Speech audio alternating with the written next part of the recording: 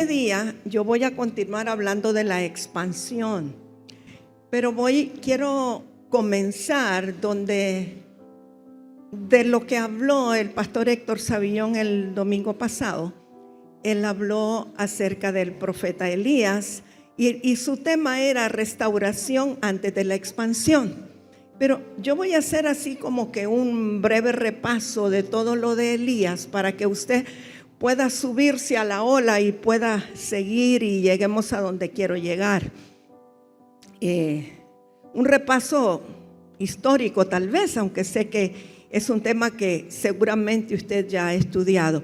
Quiero decir en primer lugar que Elías vivió o fue activo entre los años 900 y 849 antes de Cristo. Esto para que se ubique un poquito en el contexto histórico. Pero bueno, fue un profeta, nos lo dijo Héctor, que era de Tisbe, por eso le llamaban Tisbita, Tisbe de Galaad. Y él fue llamado por Dios directamente. A él no lo llamó otro profeta, sino que Dios lo llamó directamente. Y él fue llamado en el tiempo en que Acab era el rey. Ahora, Acab estaba casado con una mujer mala llamada Jezabel. Y ella era sidonia y ellos eran adoradores de Baal, eran idólatras. Entonces había un gran cortocircuito, pero Acab se sometía a lo que Jezabel decía. Y dice la escritura, que eran 850 los profetas falsos que comían de la mesa de Jezabel. Había 450 de Baal y 400 de Acera. Y a todos estos ella los alimentaba, pero sobre todo espiritualmente. Pero ella los mantenía, eran falsos profetas. Pero Elías, el profeta Elías, desafió a los profetas de Baal en la cumbre del Carmelo. Usted sabe que este es un evento histórico sumamente importante, pero lo importante de esto es que Dios respaldó a Elías e hizo descender fuego del cielo sobre el altar como una señal de que Dios estaba a favor de Elías. Ahora, aquel pueblo que estaba indeciso reconoció que Jehová era Dios. Pero yo quiero que veamos en Primera de Reyes 18, 36 y 37 algo muy importante que dijo Elías o que pasó. Dice Primera de Reyes 18, 36: cuando llegó la hora de ofrecerse el holocausto, se acercó el profeta Elías y dijo: Jehová, Dios de Abraham, de Isaac y de Israel, sea hoy manifiesto que tú eres Dios en Israel y que yo soy tu siervo y que por mandato tuyo he hecho todas estas cosas. Esto es muy importante porque la intención de Elías era que se demostrara que Jehová era el Dios en Israel. No era solamente para decir yo le gané a los profetas de Baal, miren que tengo el respaldo de Dios, sino que la intención era que se viera que Jehová era el Dios y que él era un siervo de Dios y que lo que estaba haciendo Elías era por ordenanza del Señor, por mandato del Señor, no por inspiración de él. Pero el verso 37, muy importante, dice: respóndeme Jehová, respóndeme, para que conozca este pueblo que tú Jehová eres el Dios. Una vez más, ¿verdad? Que se dé a conocer que él era el Dios. Y lo que sigue: y que tú vuelves a ti el corazón de ellos. Yo quiero que usted guarde esta frase porque es muy importante para lo que después vamos a hablar. O sea, ¿cuál era el final de todo esto? Que Jehová volviera a él el corazón de los hijos de Israel. Seguimos con el repaso de Elías. Elías degolló a los 450 profetas de Baal, o sea que los 400 de Acera, como bien nos dijo el domingo pasado Héctor, quedaron por ahí, ¿verdad? No sabemos qué pasó, luego les voy a contar qué pasó con ellos. Y entonces, cuando Jezabel se da cuenta que Elías le ha matado o le ha degollado a 450 profetas, que yo siempre he dicho que Elías tiene que haber tenido muchos ayudantes, porque para degollar 450 personas, Dios mío, se requiere para empezar sangre fría y para seguir mucha fuerza de estar todo un día degollando gente, ¿verdad? Sí, y entonces Jezabel lo manda a amenazar de muerte. Pero fíjese que Elías huye al desierto. ¿De qué huye? De la amenaza de muerte. Está huyendo porque Jezabel lo quiere matar o lo quiere mandar a matar. Y dice, nos dijo Héctor el domingo, que pasó por Beersheba dejando a su criado y luego se fue hacia el desierto. Y allí se acuesta debajo de un enebro, de un arbolito que ni sombra da, ¿verdad? Todo nervioso, todo decrépito, todo cansado, todo, imagínese usted el panorama. Y dice que desea morirse, le dice a Dios, quítame la vida. O aquí hay algo que yo no entiendo. ¿Cómo es que si Jezabel le dice que lo va a matar y él huye para que no lo maten, ahora le dice a Dios, me quiero morir, quítame la vida? ¿No era más fácil que se quedara para que Jezabel lo matara? ¿Para qué tuvo que caminar tanto pues en el desierto con aquel gran calor? Estar debajo de un enebro y le dice, Dios, quítame la vida. O sea, a mí más me parece que es un espíritu de víctima. Porque si Jezabel le manda a decir que lo va a matar, pues hombre, aquí estoy, me quiero morir. No quiero morir en manos de Jezabel, sino que le dice a Dios que le quite la vida. Bueno, así es que estando allí en el enebro, Dios le envía un ángel, le manda una torta y un calabazo con agua para comer, para beber.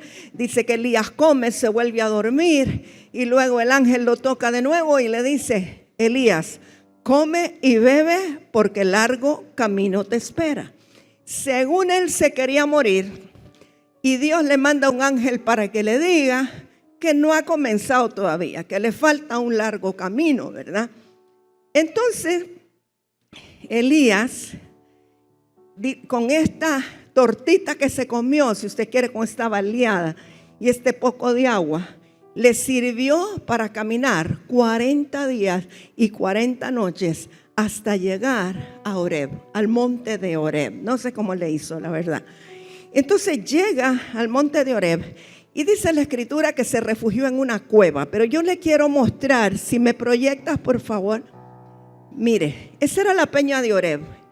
En una ocasión yo enseñé sobre eso, que la peña iba con los israelitas donde quiera que iban, que no había un lugar físico donde estaba la peña. Bueno, es que sabemos que la peña de Horeb es Cristo. Y esto me hizo recordar, creo que es Isaías 2:10, donde el profeta dice, escóndete en la hendidura de la peña o en el agujero de la peña. O sea, métete en el agujero de Cristo. Obviamente es algo profético, ¿verdad? Cuando nosotros nos metemos en el agujero de Cristo, de su costado, ahí vamos a estar bien protegidos, bien cubiertos. Entonces, se cree, puede ser, alguien ha tenido la revelación, que Elías no tanto estaba dentro de una cueva normal, sino que estaba escondido en el agujero de la peña de Horeb, porque él estaba en el monte Horeb en ese momento. Ahora bien, nos dijeron también, nos contaron, que Elías estaba esperando la voz de Dios y que la voz de Dios no fue en el viento fuerte, en el gran viento, no fue en el terremoto, ahí Dios no le habló. Pero yo entiendo que Elías había escuchado antes la voz de Dios. Para saber que Dios no le estaba hablando, había que reconocer que Dios no estaba allí. Pero seguramente él estaba esperando la voz de Dios en el viento porque alguna vez lo había oído en el viento. Lo estaba buscando en el terremoto porque alguna vez lo había escuchado en el terremoto. Y lo estaba buscando en el fuego, pero ahí tampoco estaba. Sino que fue en el silbo apacible. Dios tiene diferentes maneras de hablar dependiendo de la persona que lo escucha y dependiendo de las circunstancias del momento. Porque a alguien le puede hablar en el fuego un día y en el silbo apacible otro día. O a alguien le puede hablar un día en el viento y otro día en el silbo apacible, etcétera, ¿verdad? No es que Dios solo habla en el silbo apacible, sino que en esta ocasión Él le habló en el silbo apacible. Ahora, la pregunta de Dios, si se la hace 2 veces, era, ¿qué haces aquí, Elías? O sea, ¿quién carambas te dijo que te vinieras para acá? ¿Qué estás haciendo aquí, Elías? Y en las dos ocasiones, la respuesta de Elías fue, fíjese, usted analice esa respuesta, es que tengo un vivo celo por Jehová de los ejércitos, porque tu pueblo se ha dedicado a adorar a ídolos y te han vuelto la espalda. Es que solo yo he quedado. Fíjese bien, o sea, ese es un celo medio raro, ese que Elías dice que está sintiendo. Es como que ando huyendo porque me quieren matar, pero la verdad es que yo tengo celo por ti. Estoy celándote a ti y solo yo he quedado. El síndrome del profeta 21. El que cree que es el único que puede profetizar verdad. El que cree que es el único que ha quedado y solo yo he quedado y se lo dice a Dios, imagínense. Y entonces yo me imagino cómo Dios debe haber visto a Elías, ay muchacho pobrecito, que estás creyendo. ¿Y qué le dice? Mire, Dios no lo soba, sino que lo manda a trabajar. ¿Cuál es la instrucción del Señor? Después de que 2 veces dice lo mismo y solo yo he quedado. Y me buscan para matarme. Y él mismo le acaba de decir que se quiere morir. Bueno, entonces Dios le dice, vuélvete por tu camino en el desierto de Damasco. O sea, regresa todo lo que viniste para aquí, pues que a nada has venido. ¿Qué estás haciendo aquí? Regrésate. Y le da una instrucción. Le dice, vas a ungir a Hazael por rey de Siria. Vas a ungir a Jehú, hijo de Nimsi, por rey de Israel. Vas a ungir a Eliseo, hijo de Safat de Abel Meola, para que sea profeta en tu lugar. O sea, Dios ya le tenía preparada la cama a Elías. O sea, Elías, no vas a ser tú eternamente. Tienes que poner a alguien, entrenar a alguien en tu lugar. Y le dice, el que escapare de la espada de Hazael, Jehú lo matará.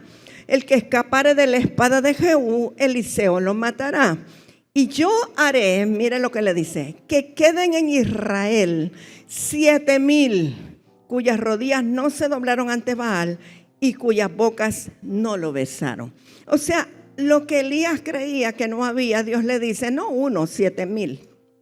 Dios puede atraer así a aquellos que sean consagrados y que no doblen sus rodillas a Baal. Ahora, ¿cuáles fueron las consecuencias de ese ungimiento? Porque Elías obedeció, ungió a Hazael, ungió a Jehú y llamó a Eliseo. No solamente lo ungió, le tiró el manto, lo capacitó, lo entrenó, etc. Entonces vemos que Jehú se convierte, es rey, pero fue el que exterminó a Jezabel. El que eliminó a Jezabel fue Jehú. No voy a hablarle de todo, de que la sangre que lamieron los perros y todo eso lo lee usted en la casa, pero lo que le voy a decir es que el rey Jehú fue el que mató a Jezabel. Ahora, Jehú como rey eliminó el culto a Baal en Israel.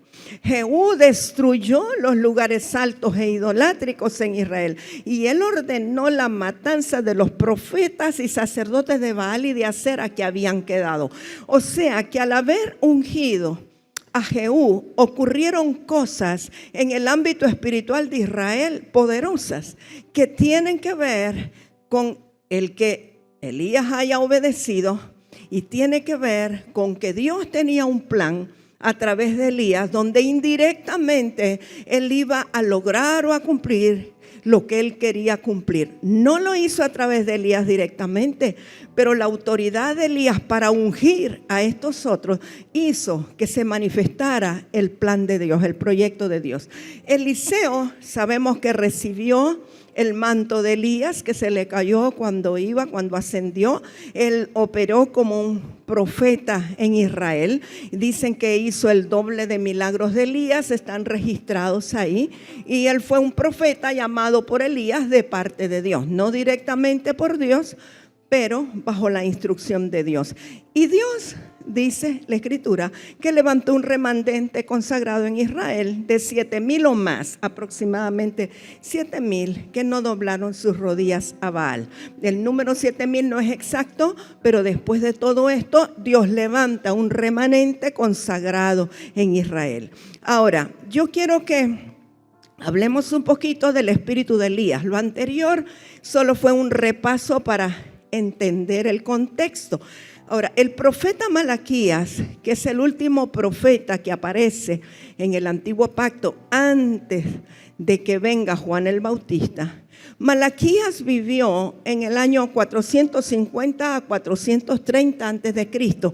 O sea, estamos hablando de aproximadamente 500 años después de Elías. Y el profeta Malaquías, ya casi al final, en Malaquías 4, si me lo proyectas por favor, creo que Yani, ¿verdad? La que está, no sé. Dice Malaquías 4, versos 5 y 6. He aquí, yo os envío al profeta Elías antes que venga el día de Jehová grande y terrible. Si usted puede subrayar, subraye antes que venga el día de Jehová grande y terrible, porque eso es muy importante para lo que vamos a hablar. Y verso 6, fíjese que le dije que subrayara en lo que Elías le pidió al Señor, que tú hagas volver a ti el corazón de ellos. ¿Recuerda? Muy bien, en el verso 6 Malaquías dice: Él hará volver el corazón de los padres hacia los hijos y el corazón de los hijos hacia los padres, no sea que yo venga y hiera la tierra con maldición. Aquí aparentemente está hablando de una reconciliación familiar, de hijos con padres, padres con hijos. Pero cuando nosotros vamos más profundo, nos damos cuenta que tiene que ver con que el corazón de los hijos de Israel se vuelvan al Padre Dios, se vuelvan a Jehová Dios. No solamente está hablando de algo en el plano familiar natural, sino que está hablando de un arrepentimiento genuino en el pueblo de Israel para volverse a Jehová Dios y verlo como un Padre. Debemos entender que en el contexto judío o en Israel no tienen el concepto de que Jehová sea Padre, sino que es Dios nada más. Es Elohim, Eloham, Adonai, pero no un Padre. Pero aquí estamos hablando de una restauración tal que tiene que ver con que la paternidad se revele a los hijos de Israel y que ellos puedan volverse al Señor como su Dios. Vamos a irnos ahora. Dije que Malaquías era el último profeta que aparece en el Antiguo Pacto. Sabemos que en el Nuevo Pacto el sacerdote Zacarías estaba en el altar del incienso cuando se le aparece un ángel y le dice o le profetiza acerca del nacimiento de su hijo que va a ser profeta, ¿verdad? Y entonces en Lucas 1, 16 y 17 vemos parte de esta profecía. Dice: y hará, refiriéndose a su hijo que se va a llamar Juan, que lo conocemos como Juan el Bautista. En ese momento, el sacerdote Zacarías no está pensando que va a tener un hijo, porque tenían muchos años de casados con Elizabeth y eran una pareja estéril. Él tampoco, mucho menos, está pensando que se va a llamar Juan. Cuando le dicen que se va a llamar Juan, él se rió, no le pareció. No sé si se rió por el hecho de que no esperaba un hijo o porque no le gustaba el nombre, pero la cosa es que él se rió y quedó mudo. Pero versos 16 y 17 dice, en relación a Juan el Bautista: y hará que muchos de los hijos de Israel se conviertan al Señor Dios de ellos. O sea, si usted lo toma en otras palabras o lo transpone, quiere decir: y hará que muchos de los hijos de Israel vuelvan su corazón a Dios, ¿verdad? Es lo mismo, se conviertan al Señor Dios de ellos. Verso 17: e irá delante de él con el espíritu y el poder de Elías. Está hablando de Juan el Bautista. para hacer volver los corazones de los padres a los hijos y de los rebeldes a la prudencia de los justos, para preparar al Señor un pueblo bien dispuesto. Quiero que veamos que cuando el profeta Malaquías da la profecía de que él enviará al profeta Elías, el profeta Elías hacía 500 años que había llegado a la tierra, se había ido en medio de un torbellino, un remolino, en un carro de fuego. O sea que la gente debe haber quedado, ¿de qué está hablando? Que va a enviar al profeta Elías, si el profeta Elías hace 500 años que se fue. No estaba hablando de Elías per se, estaba hablando del espíritu que estuvo sobre Elías, el Espíritu Santo, el espíritu profético, que vendría otra vez. Y en Lucas 1, 16, 17 nos confirma que Juan que iba a nacer de Zacarías y Elizabeth, iría delante de él con el espíritu y el poder de Elías. ¿Y cuál iba a ser el propósito? Hacer volver los corazones de los padres a los hijos y de los rebeldes a la prudencia de los justos, para preparar al Señor un pueblo bien dispuesto. Ahora, cuando el Señor Jesús, ya después en todo su ministerio, hubo un momento que Él lleva a Pedro, Juan y Santiago y suben al monte de la transfiguración, que muchos dicen que es el monte Tabor, aunque los israelitas dicen que no era el monte Tabor, sino que era otro. Pero cuando ellos suben, nosotros sabemos, usted sabe si ha leído la Biblia o ha escuchado a alguien predicar de ello, que hubo un momento en que Jesús se transfigura.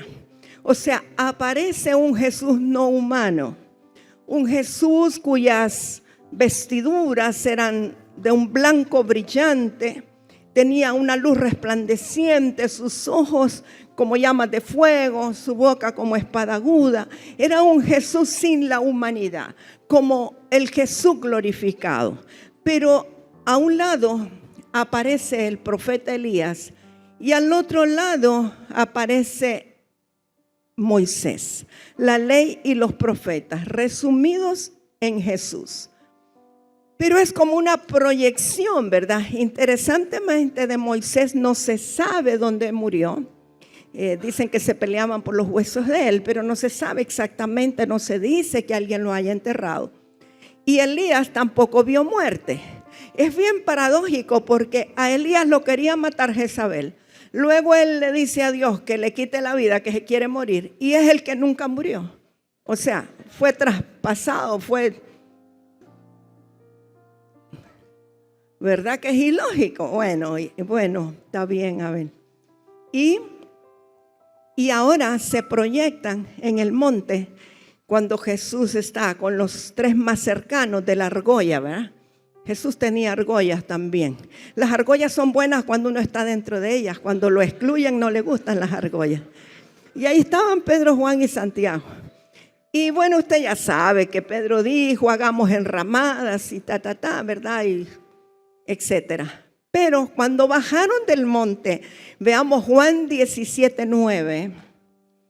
Cuando descendieron del monte, Jesús les mandó diciendo: no digáis a nadie la visión hasta que el Hijo del Hombre resucite de los muertos. Entonces sus discípulos le preguntaron diciendo: ¿por qué pues dicen los escribas que es necesario que Elías venga primero? Respondiendo Jesús les dijo: a la verdad, Elías viene primero y restaurará todas las cosas. Yo le quiero suplicar que usted subraye eso o tome nota. Elías viene primero y restaurará todas las cosas. Eso es muy importante. Mas os digo que Elías ya vino y no le conocieron, sino que hicieron con él todo lo que quisieron. Así también el Hijo del Hombre padecerá de ellos. Entonces los discípulos comprendieron que les había hablado de Juan el Bautista. Ahora bien, Jesús les está hablando de Juan el Bautista. que vino con el poder de Elías, con el espíritu y el poder de Elías. Pero Juan el Bautista no restauró todas las cosas. O sea, todavía no ha llegado ese momento en que Elías o el espíritu de Elías o el espíritu profético restaure todas las cosas. Vamos a verlo en Hechos capítulo 3. Usted perdone si le van quedando interrogantes. Después usted se las hace a su pastor o pastora, que seguramente se las van a responder.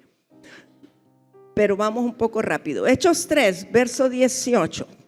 Aquí está el apóstol Pedro, hablando de lo que acaba de ocurrir en el aposento alto. Hechos 2:4 nos habla de cuando el Espíritu Santo fue derramado en el aposento alto. Todos los que sobre ellos estaban como llamas de fuego, el Espíritu Santo, magnificaron a Dios, hablaron en otras lenguas. Los que estaban en el mercado les entendían lo que ellos hablaban. Y entonces está Pedro ya con mucho denuedo contándoles lo que acaba de ocurrir. Y dice: pero Dios ha cumplido así lo que había antes anunciado por boca de todos sus profetas, que su Cristo había de padecer. Así que arrepentíos y convertíos para que sean borrados vuestros pecados, para que vengan de la presencia del Señor tiempos de refrigerio. Y Él envía a Jesucristo, que os fue antes anunciado. Jesucristo ya ascendió. Jesucristo ya se fue. Está hablando de que envía a Jesucristo, que os fue antes anunciado. Está hablando de la segunda venida de Cristo. A quien de cierto es necesario que el cielo retenga. Reina Valera está mal cuando dice reciba. En otras versiones usted va a encontrar que dice: a quien de cierto es necesario que el cielo retenga. Ya lo hemos enseñado. ¿Hasta cuándo? Hasta los tiempos de restauración de todas las cosas de que habló Dios por boca de sus santos profetas, que han sido desde tiempo antiguo. O sea, el Señor Jesucristo glorificado está retenido en los cielos hasta que el espíritu de Elías en la tierra restaure todas las cosas y entonces pueda volver el Señor Jesucristo. Solo por aquí me dicen amén, me voy a mover para acá. Porque Moisés dijo a los padres: el Señor vuestro Dios os levantará profeta de entre vuestros hermanos como a mí. A él oiréis en todas las cosas que os hable, y toda alma que no oiga aquel profeta, está hablando de Cristo, será desarraigada del pueblo. Ok, nosotros en Cristo, los que estamos en Cristo, y obviamente hemos nacido de nuevo y recibido al Espíritu Santo, hemos recibido la unción profética de Jesús en nosotros. Entendemos que el espíritu de Elías está sobre nosotros, porque el espíritu de Elías es el espíritu profético que vendría en los últimos tiempos para provocar la restauración de todas las cosas. Hay características que estuvieron presentes en Elías que van a ser vistas en esta generación que se levanta antes del día grande y terrible de Jehová, o temible, ¿verdad? Ahora, nosotros, esta generación, somos el Elías que viene primero y que restaurará todas las cosas. Y con nosotros, esa generación de Elías, solo pastora Mirlen dice amén, para los demás no somos los Elías que vamos a restaurar todas las cosas. Nosotros somos la generación profética del último tiempo que restaurará todas las cosas antes de que Cristo venga de nuevo. Con nosotros se tiene que manifestar la expansión de la cual hemos venido hablando. Porque la restauración, como nos decían, trae expansión.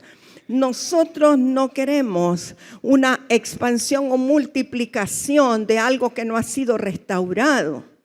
Necesitamos la expansión correcta de las cosas que ya fueron restauradas. Y si usted me pregunta, ¿y qué cosas tienen que ser restauradas? Muchas cosas, la verdad presente, los ministerios de oficio, la autoridad de los hijos de Dios, el poder que se manifiesta con los hijos que tienen relación íntima con el Señor. Hay muchas cosas que necesitan ser restauradas. ¿Y qué es restaurar? Volver al modelo original, tal y como Dios lo concibió, tal y como Dios lo creó.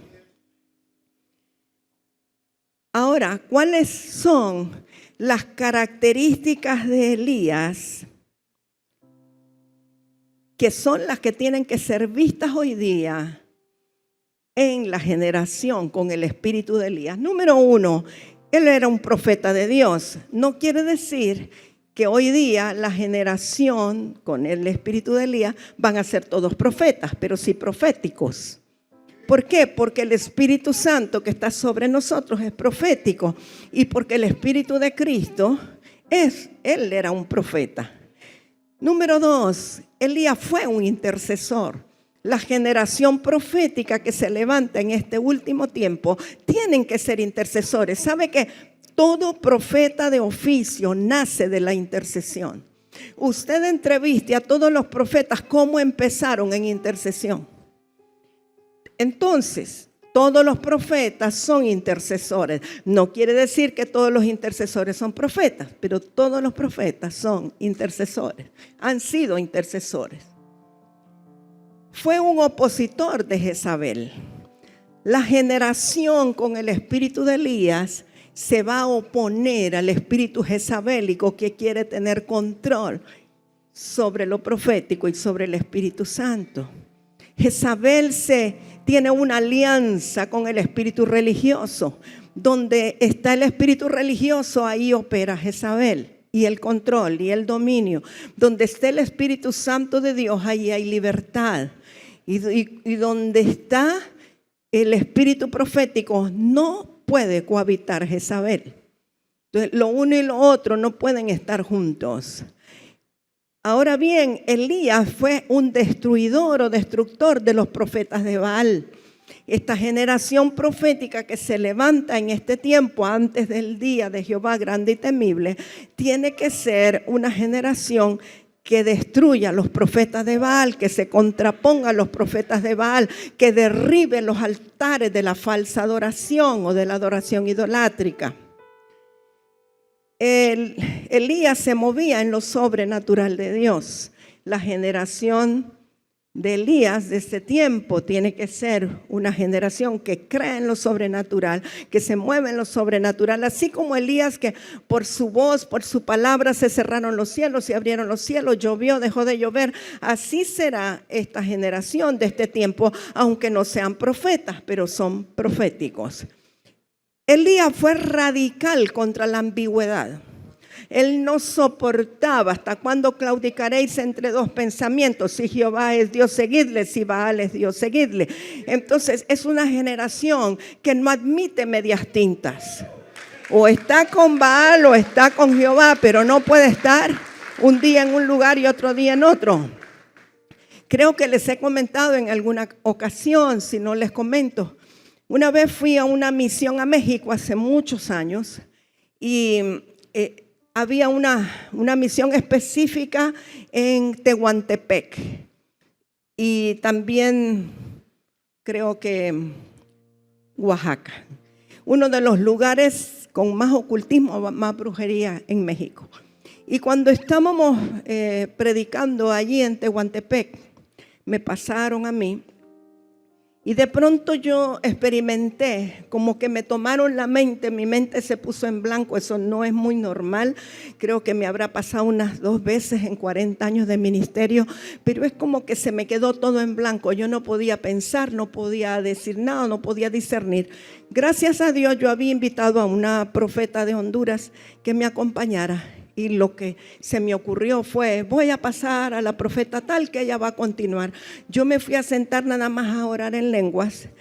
Había tenido una visión antes de subir, antes de que me llamaran, y yo sabía qué tipo de espíritu se estaba moviendo. Pero lo que quiero comentarle, en ese lugar nos enteramos que las personas que asistían a la reunión o asistían a esa congregación, ellos se congregaban todas las noches, pero no en esa iglesia.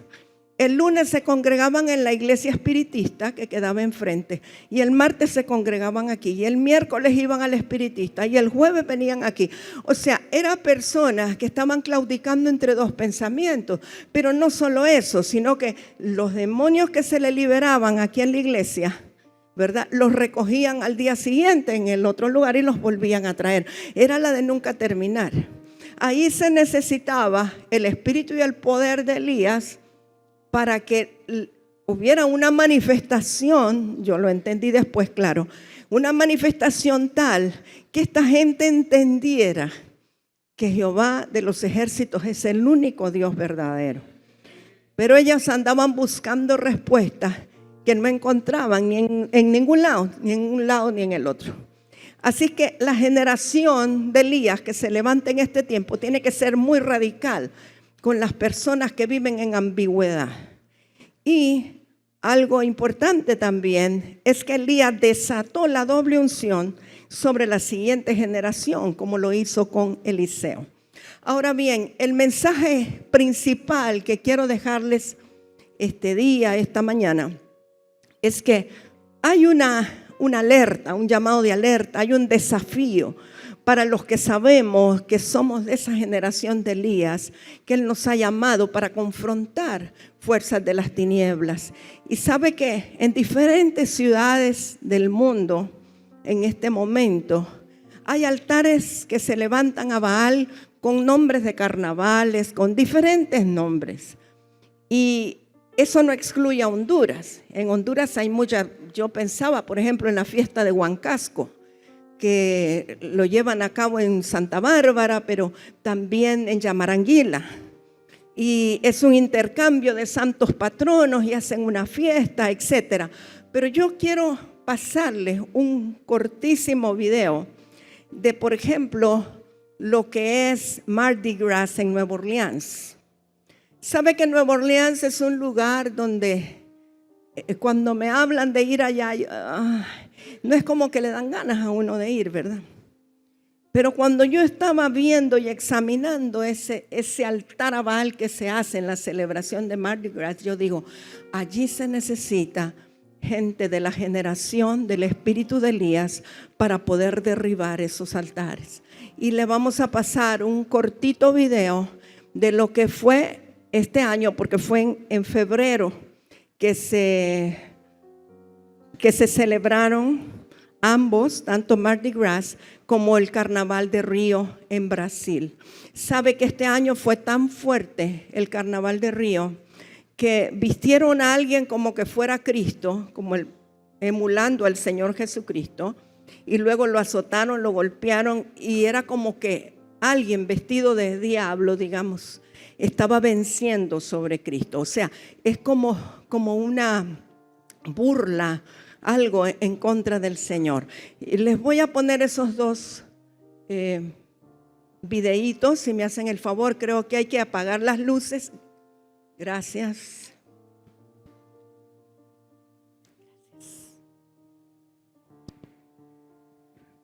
Hola. ¿No tiene audio? Se lo quito.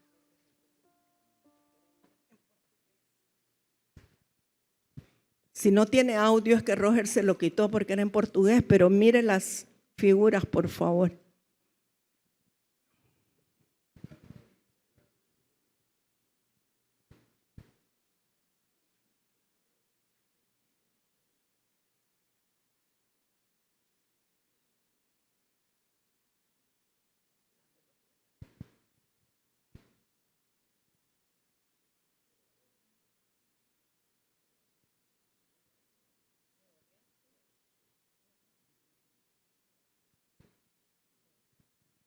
Todo eso es en Nueva Orleans y fue ahora el 26 de febrero, creo. Está relacionado con la Cuaresma, la fecha en que hacen Mardi Gras. Es un día antes, el martes antes del miércoles de ceniza. O sea que está vinculado con la celebración católica también. Y el que viene ahora es el carnaval en Brasil.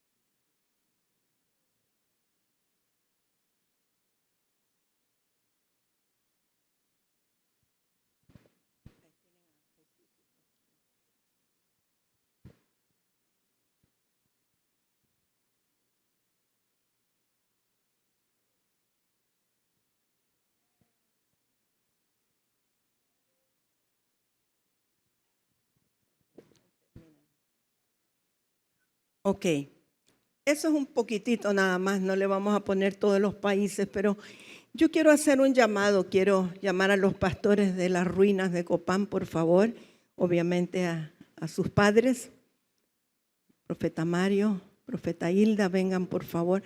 Todo aquel que sabe que Dios lo ha llamado a confrontar estas esferas de adoración idolátrica, adoración a Baal, quiero que pasen por favor. Ellos no sé si Dios los ha llamado, pero yo ya los llamé, pero los demás pueden venir voluntariamente. No importa de qué manera, Dios, sé que los pastores Elías y Abby, a través de establecer altares de adoración, pueden ver hacia allá, por favor. Sí, gracias.